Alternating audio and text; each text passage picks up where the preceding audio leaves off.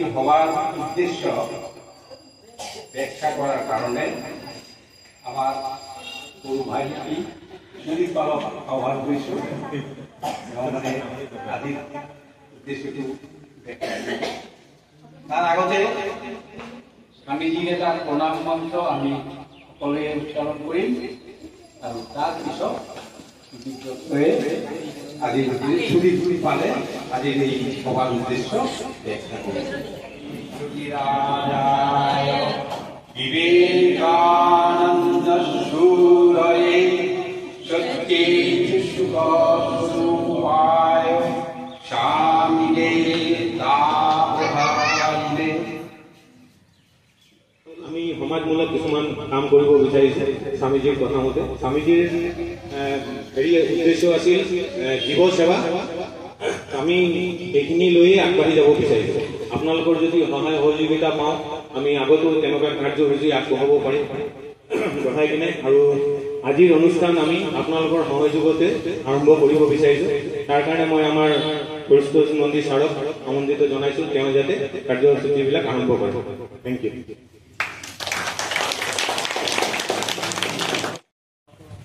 স্বামীজি প্ৰৱৰ্তিত জনসেৱাৰ আদৰ্শ আমাৰ সন্মুখত দাঙি ধৰিছিল। আমি সেই আদৰ্শ বাস্তৱত ৰূপায়ণ কৰাৰ কাৰণে আমি এই সৰু এটা অনুষ্ঠানৰ আয়োজন কৰিছোঁ।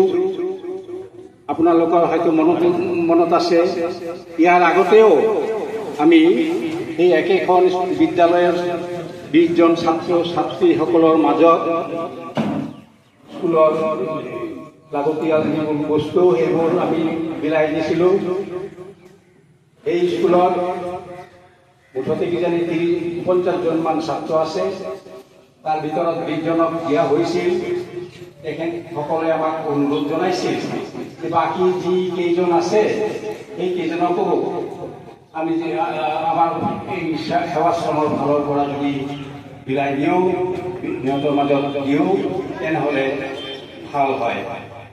তেওঁলোকৰ পৰামৰ্শ অনুসৰি আমি আজিৰ অনুষ্ঠানত এই বাকী ছাত্ৰ ছাত্ৰীসকলৰ মাজত এই স্কুল বেগ আৰু লাঞ্চ পেকেট ইত্যাদি আয়োজন কৰিছোঁ। আজিৰ এই অনুষ্ঠানৰ মুখ্য ব্যক্তিসকল হ'ল আমাৰ মাজত এই উপস্থিত সৰু সৰু ল'ৰা আৰু ছোৱালী। এইসকল হ'ব আমাৰ ভৱিষ্যতৰ নাগৰিক। আমি বিচাৰিছোঁ এইসকলৰ মাজত স্বামীজীৰ যিটো ভাৱধাৰা আছিল, স্বামী বিবেকানন্দৰ যিটো আদৰ্শ আছিল, সেই আদৰ্শবোৰ সিহঁতৰ মাজত বিয়পাই দিবলৈ আমি চেষ্টা কৰিম।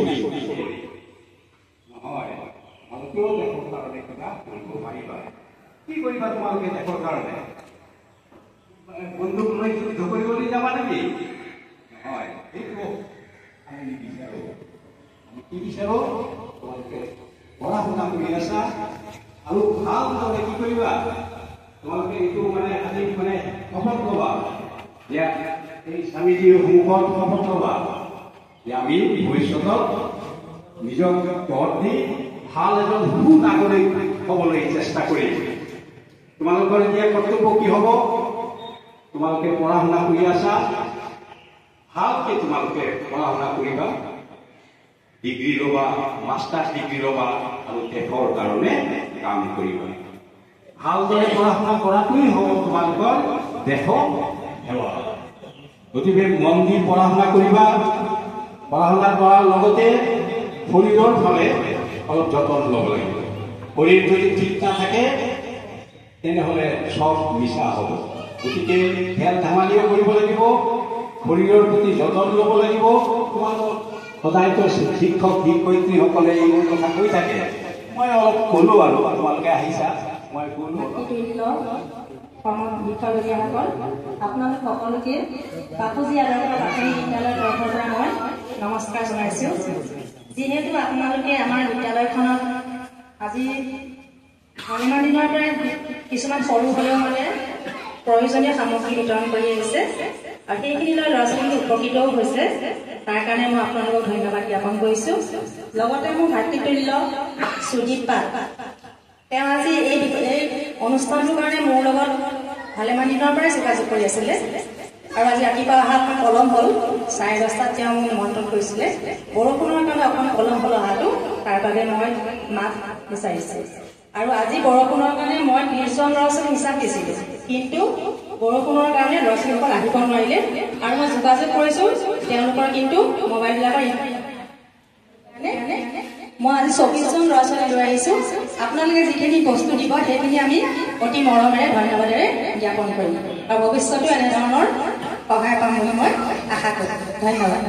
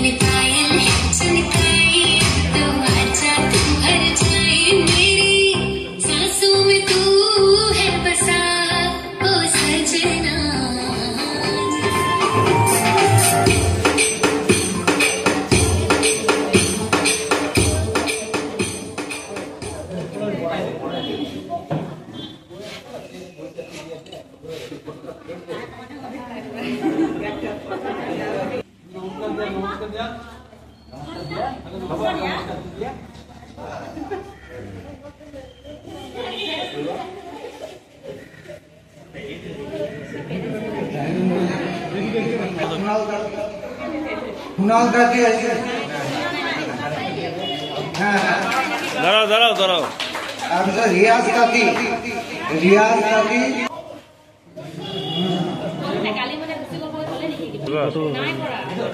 এবাৰ সুপৰ্ণা চবে অনুৰোধ কৰিছিল ৰিতেশ কুৰ্মী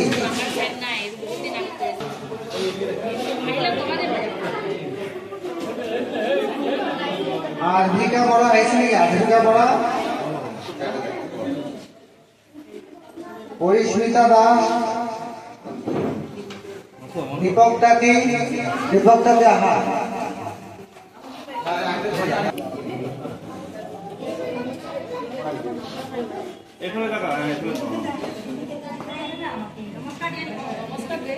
এবাৰ ৰূপম মুন্ডা বিজয় তাকে অনুৰোধ কৰবো। বিজয়